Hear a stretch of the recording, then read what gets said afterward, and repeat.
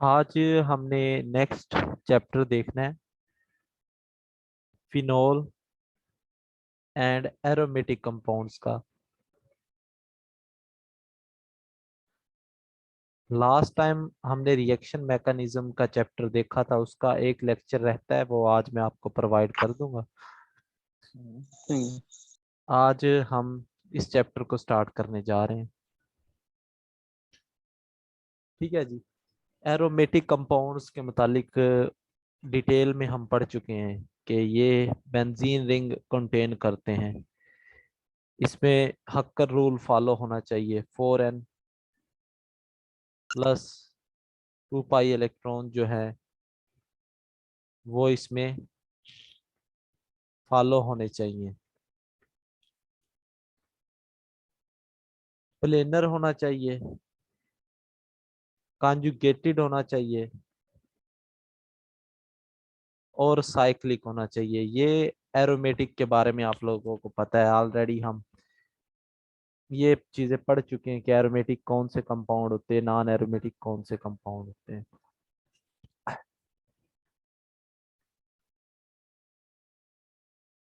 Aromatic compound जो होते हैं ये इलेक्ट्रोफिलिक सब्स्टिट्यूशन रिएक्शन शो करवाते हैं, ESR, इलेक्ट्रोफिलिक सब्स्टिट्यूशन रिएक्शन। ये इलेक्ट्रोफिलिक एडिशन शो नहीं करवाते।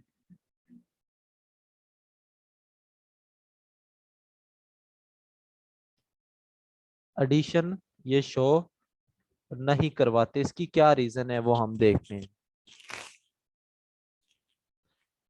देखें, ये एक बेंजीन रिंग है, इसमें एक इलेक्ट्रोफाइल आकर अटैक करेगा। अब आपको ये बात पता है कि बेंजीन के पास अल्टरनेटिव सिंगल डबल बॉन्ड होते हैं, जिसकी वजह से बेंजीन के पास इलेक्ट्रॉन डेंसिटी ज्यादा होती है। वो क्या कर सकती है, अपने इलेक्ट्रॉन डोनेट कर सकती है। ठीक है, तो ये इलेक्ट्रोफाइल इसके ऊपर आकर अटैक करेगा और ये रिंग के साथ लग जाएगा इस तरह से। ठीक है जी। और साथ एक हाइड्रोजन होगा, ये ऐसे अटैच हो जाएगा। अब हाइड्रोजन ये इनसाइड बॉन्ड चला जाएगा और हाइड्रोजन यहाँ से H पॉजिटिव की फॉर्म में निकल जाएगा और दोबारा से ये बेंजीन रिंग के ऊपर एक इलेक्ट्रोफाइल आकर अटैच हो गया। अब आप देख सकते हैं ये पहले भी एरोमेटिक था और बाद में भी एरोमेटिक है, यानी इसकी स्टेबिलिटी पे कोई असर नहीं पड़ा। एरोमेटिक था और बाद में भी एरोमेटिक रहा। लेकिन जब आप एडिशन करवाते हैं तो जो सिस्टम होता है वो एरोमेटिक से नॉन एरोमेटिक की तरफ चला जाता है। स्टेबिलिटी जो होती है वो डिक्रीज कर जाती है और यही रीजन होती है कि जो बेंजीन रिंग होती है वो एडिशन रिएक्शन शो नहीं करवाती, बल्कि वो सब्स्टिट्यूशन रिएक्शन शो करवाती है। अगर हम मैकेनिज्म की बात करें एडिशन की, तो वो इस तरह से होगा।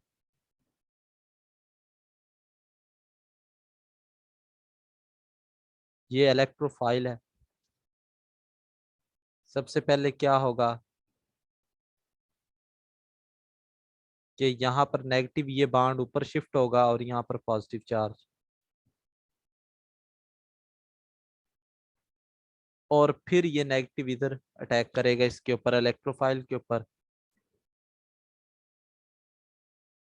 यहाँ पर ये इलेक्ट्रोफाइल आकर लग गया, यहाँ पर अब पॉजिटिव चार्ज है। आपको पता है पॉजिटिव चार्ज जब भी हो उसके ऊपर नेगेटिव चार्ज आकर अटैक कर सकता है, यानी कोई न्यूक्लियोफाइल लग सकता है।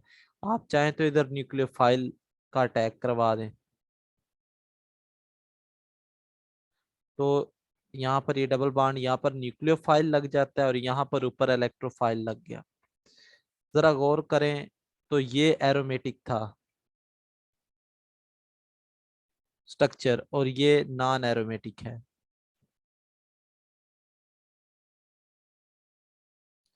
तो एडिशन करवाने के बाद जो स्टेबिलिटी है सिस्टम की वो खत्म हो गई।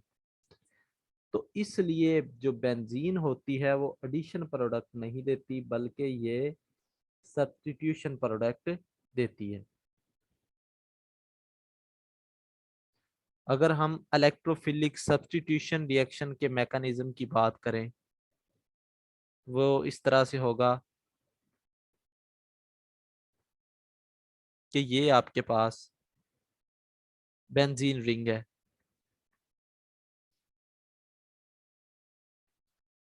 यहाँ पर एक इलेक्ट्रोफाइल है, और ये एक स्लो स्टेप होता है जिसको आरडीएस भी कहते हैं, रेट डिटरमाइनिंग स्टेप, आरडीएसपी से कहा जाता है। तो ये आपको पता है इलेक्ट्रोफाइल, यहाँ पे बाण है, ये इधर आकर अटैक करेगा इसके ऊपर, ये यहाँ आकर लग जाएगा,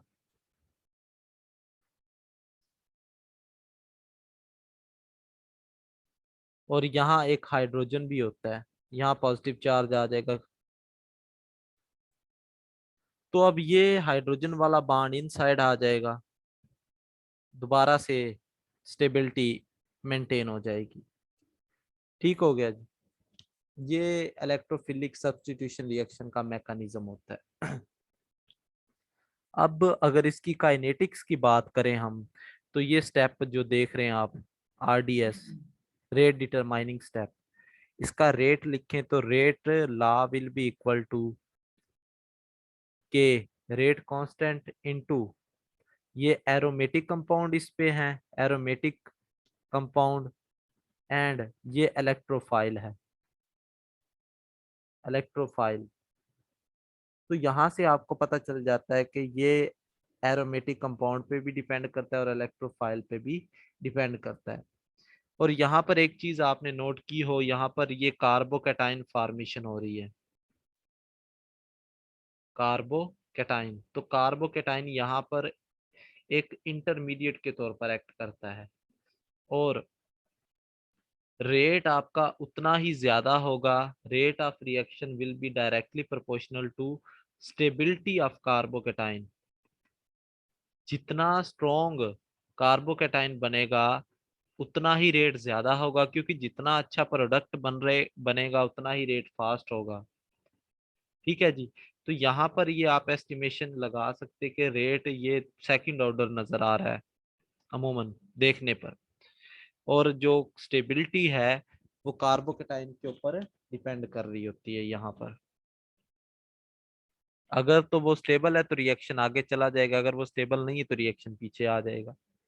अब हम रिएक्शन देखते हैं एरोमेटिक कंपाउंड के,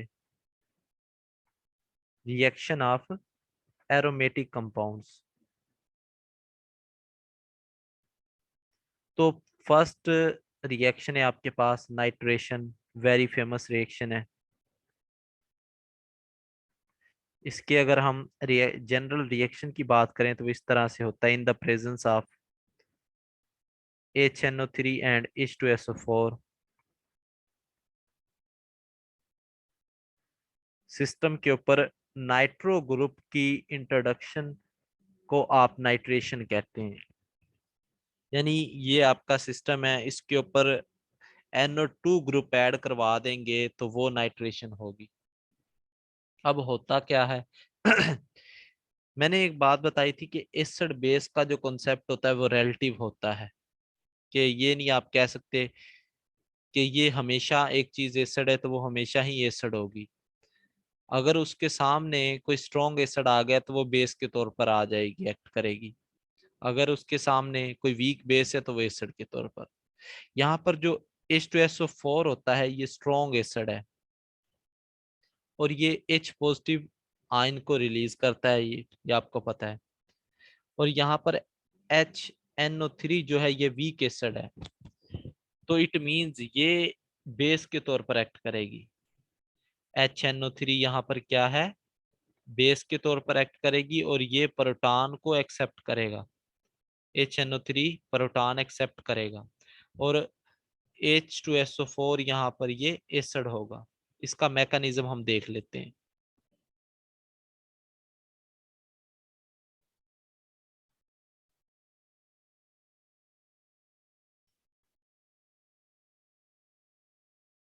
ये HNO3 का स्ट्रक्चर है।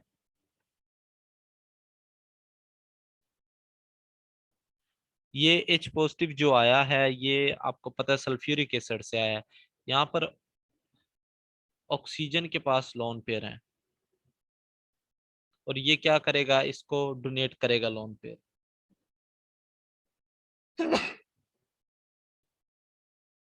जब लोन पेयर की डोनेशन होगी तो यहाँ बाड बन जाएगा इस तरह से। एक हाइड्रोजन पहले था, दूसरा इसके साथ लग जाएगा और यहाँ पर ऑक्सीजन के पास पॉजिटिव चार्ज आ जाएगा। आपको पता है कि positive charge highly electronegative atom के ऊपर हो तो वो बहुत ज्यादा अनस्टेबल होता है। तो यहाँ पर क्या होगा कि ये बांड ऑक्सीजन लेगा और निकल जाएगा और वाटर बना देगा। पीछे क्या बच जाएगा, NO2 पॉजिटिव। एक बात, सारा मैकेनिज्म जो करने का मकसद था वो ये था कि एक स्ट्रॉन्ग इलेक्ट्रोफाइल जनरेट करें। स्ट्रॉन्ग इलेक्ट्रोफाइल को जनरेट करवाना था। आपको पता है कि benzene already delocalised pi bond रखती है, यानी वो न्यूक्लियोफिलिक करैक्टर रखती है। तो उसके ऊपर कोई न्यूक्लियोफाइल तो आकर अटैक करेगा नहीं। तो डेफिनेटली उसके ऊपर अटैक करवाना है तो कोई स्ट्रॉन्ग इलेक्ट्रोफाइल होना चाहिए। तो यहाँ पर अगर आप देखें तो ये एक स्ट्रॉन्ग इलेक्ट्रोफाइल बन चुका है। इलेक्ट्रोफाइल अब ये बेंजीन के ऊपर जाकर अटैक करेगा। देखें,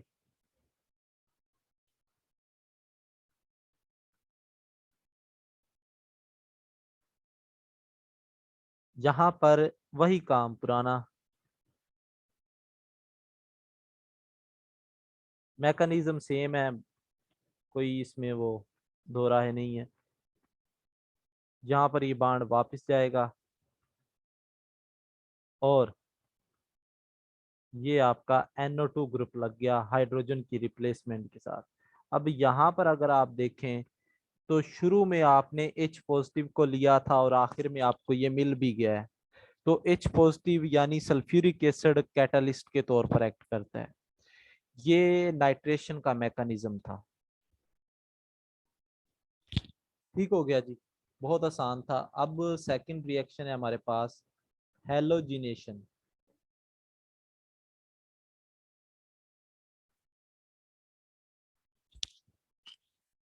इसका अगर हम जनरल रिएक्शन लिखें तो वो इस तरह से होगा,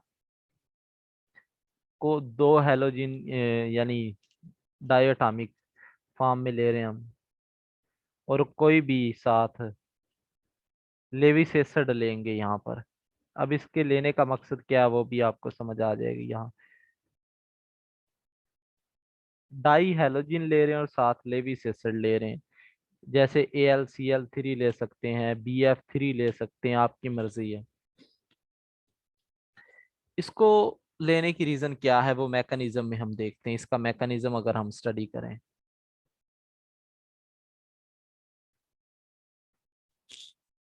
ये आपके पास कोई हेलोजिन है।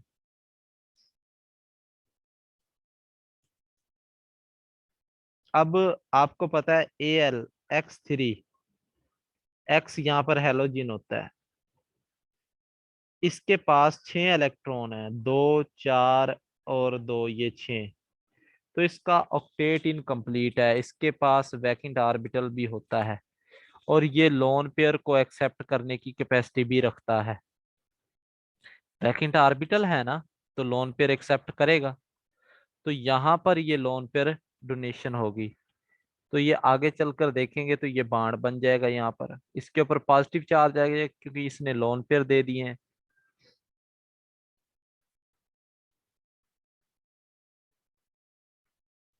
जी।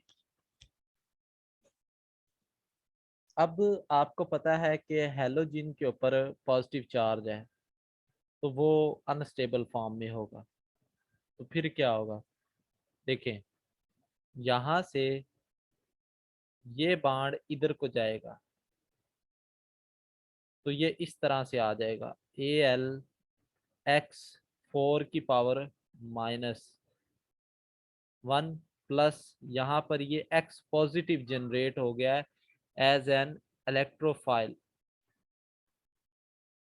ये एक अच्छा इलेक्ट्रोफाइल बन गया है। ठीक है। अब ये इलेक्ट्रोफाइल जाकर अटैक करेगा बेंजीन रिंग के ऊपर, और आपको आगे पता है काम क्या होना है। ये लगेगा यहाँ पर और हाइड्रोजन निकल जाएगा।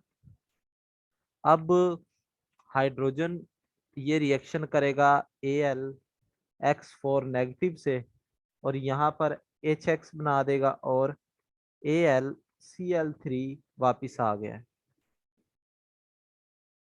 ठीक हो गया जी। तो इस तरह से AlCl3 लिख दिया मैंने, AlX3 आ जाएगा, अगर Cl लेंगे तो वो Cl3। ये आपका हेलोजिनेशन का मैकेनिज्म था। देखिए बहुत ही आसान है, सारा जो मैकेनिज्म जितने भी हम देख रहे हैं वो सिमिलर पैटर्न पे होंगे। नेक्स्ट हमारे पास आ जाता है फ्रीडल क्राफ्ट अल्काइलेशन।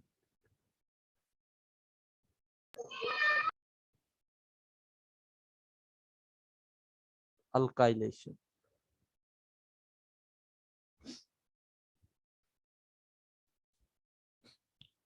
अब तो पहले तो आपको ये पता होना चाहिए अल्काइलेशन होती क्या है। बेसिकली अल्काइल ग्रुप को बेंजीन रिंग के ऊपर अटैच करवाने का अमल अल्काइलेशन होती है। आर ग्रुप को बेंजीन रिंग के ऊपर लगाना है। अब यहाँ पर आपने ये देख लिया, आर ऐसा कंपाउंड होना चाहिए जिसमें अल्काइल प्रेजेंट हो, और साथ ही कोई लेविस एसिड हो जिससे फिर आगे आप जनरेट कर सकें इलेक्ट्रोफाइल को। देखें, सिंपल इसका रिएक्शन अगर हम लिखे तो वो ये होगा, RX अल्काइल हेलाइड, ये अल्काइल ग्रुप प्रेजेंट है यहाँ पर in the presence of AlX3।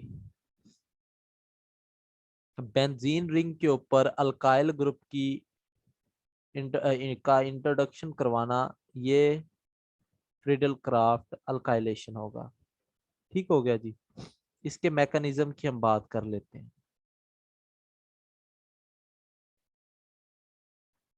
Similar pattern पे मैकेनिज्म है, RX वही AlCl या AlX3, इसके पास वैकेंट ऑर्बिटल होता है जिसमें ये हैलोजन अपने लोन पेयर को डोनेट करवाएगा, तो ये आगे चलकर R पॉजिटिव रह जाएगा और AlX4 बन जाएगा जो पीछे हमने देखा था। ये R पॉजिटिव आप देखें एक इलेक्ट्रोफाइल है, इलेक्ट्रॉन लवर है ये। अब ये जाकर बेंजीन रिंग के ऊपर अटैक करता है,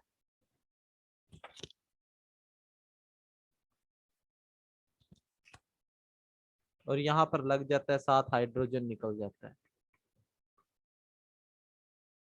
ये हाइड्रोजन जो फिर AlX4 नेगेटिव से रिएक्शन करता है और HX बना देगा, साथ AlX3 बन जाएगा। ठीक है।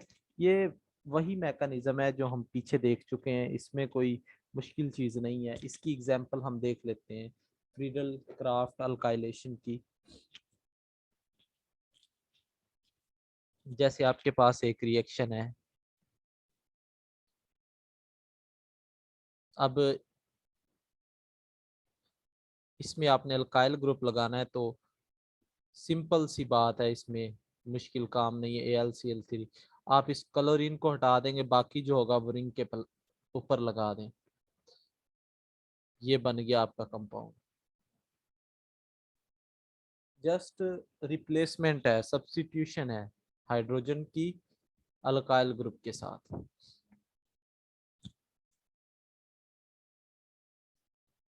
और इसमें ये बात आपने लाजमी याद रखनी कि अगर रीअरेंजमेंट हो सिस्टम की पॉसिबल, तो वो आपने लाजमी करवानी है। स्टेबल अगर बन रहा है तो वो डेफिनेटली स्टेबल को लाजमी बनवाएं आप। कार्बोकेटाइन स्टेबल बनना चाह रहा है, जैसे कि अगर ये सिस्टम है, अब यहाँ पर देखें तो ये 1 डिग्री अल्काइल है, 1 डिग्री अल्काइल है।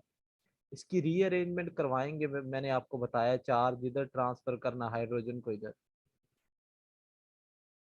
तो ये आपके पास 2 डिग्री अल्काइल बन जाएगा।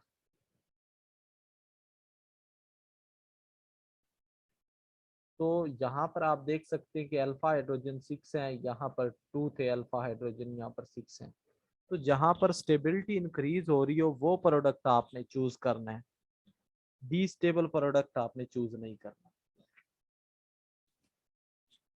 इसके बाद हमारे पास फोर्थ रिएक्शन आ जाता है, फ्रीडल क्राफ्ट असाइलेशन। अब असाइल ग्रुप को आपने लगाना है। असाइल ग्रुप बेसिकली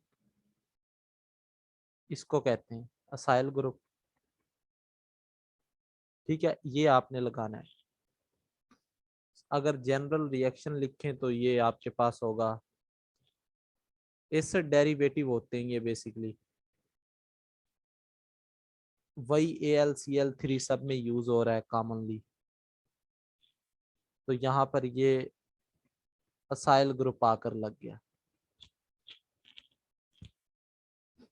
इसका मैकेनिज्म भी सेम है, ये आपको पता होना चाहिए। RCOO Cl, यहाँ पर ये AlCl3, इसके पास वैकेंट ऑर्बिटल होता है। क्लोरीन यहाँ से अपना बांड लेता है, लोन पेयर रखता है, क्लोरीन के पास 3 3 लोन पेयर होते हैं, ये इसको ट्रांसफर करता है और ये बांड छोड़ देता है यहाँ से। तो यहाँ पर पीछे RCOO पॉजिटिव आयन जनरेट हो जाता है। तो ये जाकर आगे बेंजीन रिंग पर अटैक करता है और आपका प्रोडक्ट बन जाता है। इसके बाद फिफ्थ रिएक्शन आपके पास आ जाता है सल्फोनेशन।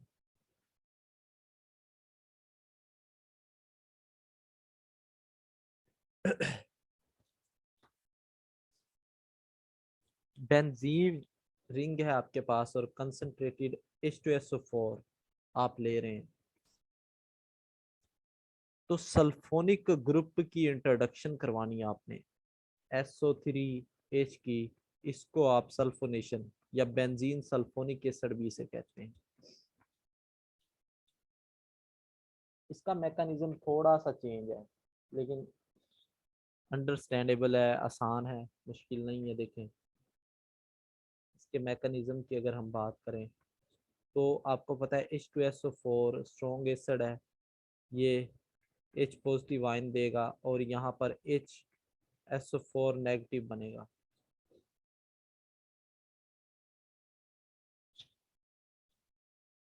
ठीक है जी। अगर हम इस का स्ट्रक्चर देखें सल्फ्यूरिक एसिड का, तो वो इस तरह से होता है। अब H पॉजिटिव यहाँ पर कोई स्ट्रॉन्ग इलेक्ट्रोफाइल तो है नहीं, इतना स्ट्रॉन्ग इलेक्ट्रोफाइल नहीं कि वो बेंजीन की रिंग पे जाके अटैक कर दे।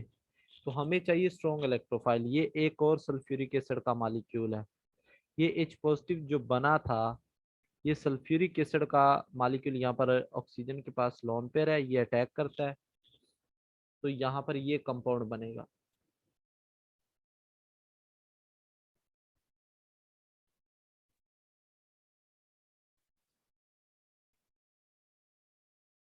यहाँ पर पॉजिटिव चार्ज आ गया। अब यहाँ से ये निकलेगा, गुड लिविंग ग्रुप होता है H3O जो होता है ना, H2O पॉजिटिव, ये अच्छा लिविंग ग्रुप होता है। तो ये लीव कर जाएगा, पीछे जो आपका कंपाउंड बचेगा वो होगा SO3। SO3 कह लें, या इसको चलें एक स्टेप और कर लेते हैं मजीद, पीछे ये कंपाउंड आपका बचता है। अब सल्फर के ऊपर पॉजिटिव चार्ज है, इसको खत्म करना है तो ये बॉन्ड इधर आएगा और ये हाइड्रोजन यहाँ से निकल जाएगा इस तरह से। पीछे आपका जो कंपाउंड बनेगा वो SO3 होगा।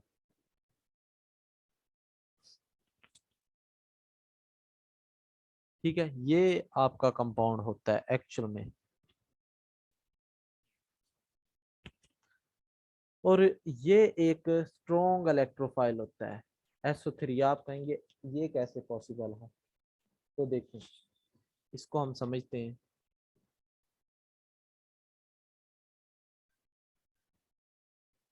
ये जो बाड है ये पाई बाड होता है, वीक बाड होता है, इजीली ब्रेक हो जाता है, रेजोनेंस में आ जाता है ऐसे।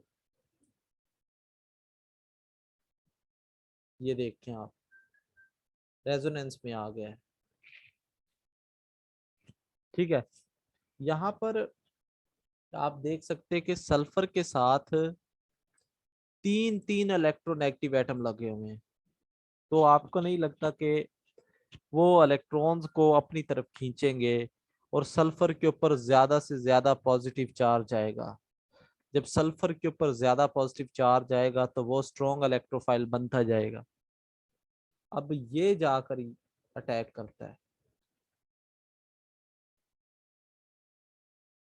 क्योंकि इसके साथ जो ग्रुप लगा हुआ है, ऑक्सीजन वाला एटम जो लगा हुआ है वो बहुत हाई इलेक्ट्रोनेगेटिव है और वो इसके ऊपर ज्यादा चार्ज लेकर आ रहा है। ये अटैक करेगा और इस तरह से सिस्टम के ऊपर ये लग जाएगा।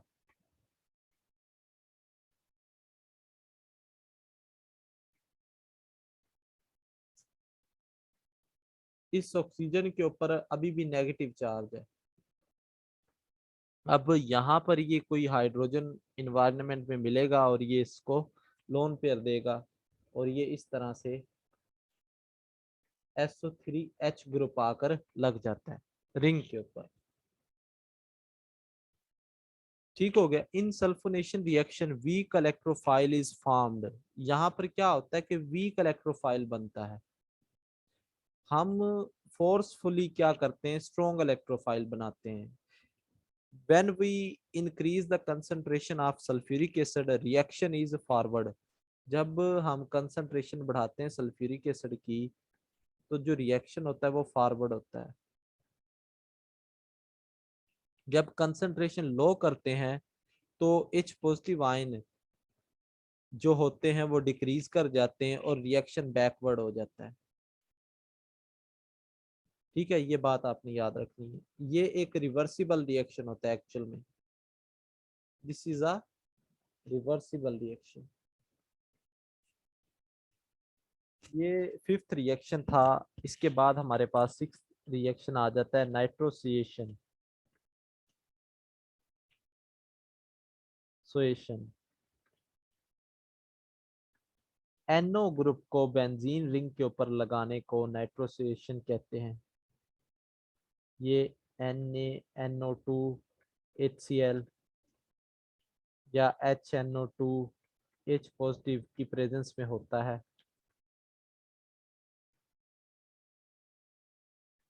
इसको आप नाइट्रोसो बेंजीन भी कहते हैं।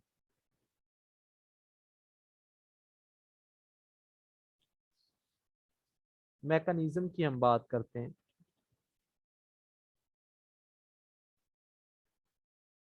तो ये ग्रुप है आपके पास HNO2। इसका स्ट्रक्चर मैं लिख रहा हूँ यहाँ पे। और आपको पता है यहाँ पर HCl है, वो एसिड है तो H पॉजिटिव आयन देगा वो आपको। यहाँ पर लोन पेयर है, ये लोन पेयर जाएगा यहाँ पर अटैक करेगा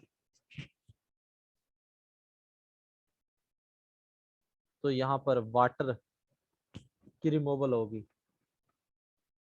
तो NO ग्रुप यहाँ पर आपके पास बन जाएगा, साथ इसके ऊपर पॉजिटिव चार्ज होगा।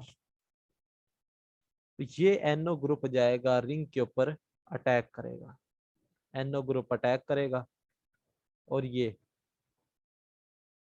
रिंग के ऊपर जाकर लग जाएगा। ठीक है, ये इसका मैकेनिज्म था नाइट्रोसिएशन का, नाइट्रोसोएशन।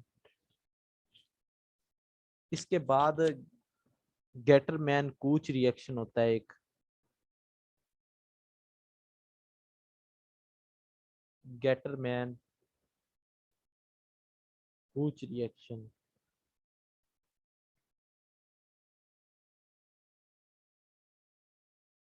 ये आपके पास COHCl और AlCl3 की प्रेजेंस में होता है।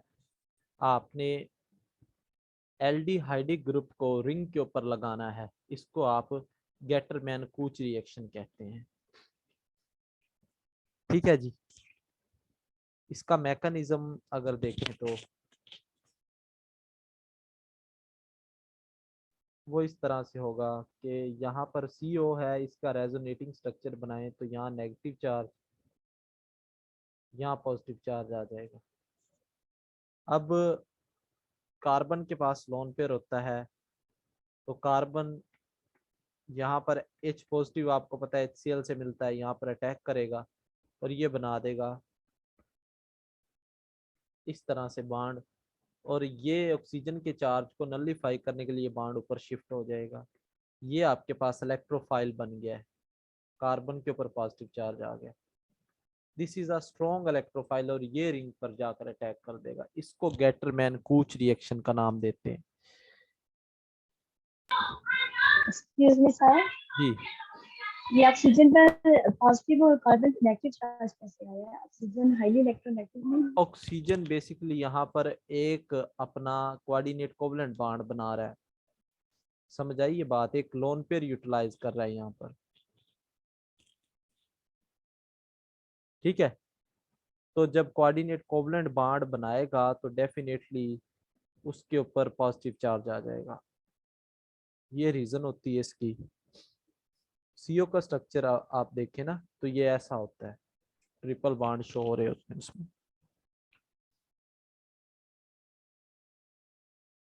तो ये कुछ मेन रिएक्शन थे जो हमने देखे हैं। आप लोग ऐसे करें, दोबारा से मीटिंग ज्वाइन करें, फिर हम नेक्स्ट इस चैप्टर को देखते हैं, आज खत्म कर देंगे इंशाल्लाह।